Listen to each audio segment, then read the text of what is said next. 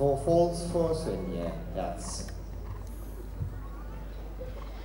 Og den næste rytter, vi skal se, er fra Danmark. Det er Sara Møller Pedersen, og hun rider Turbo Caesar. In the arena now from Denmark, Sara Møller Pedersen riding Turbo Caesar. Den er efter Stine Doktrup med landkapitol som morfar.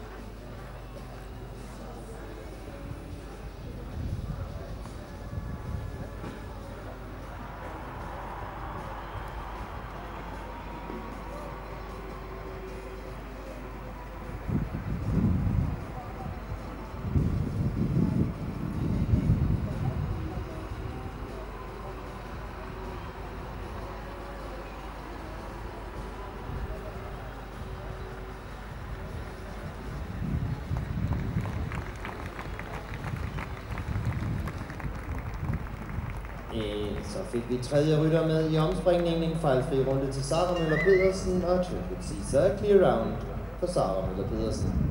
Og der er allerede givet startsignal til de næste rytter, starten nummer 15, Michelle F.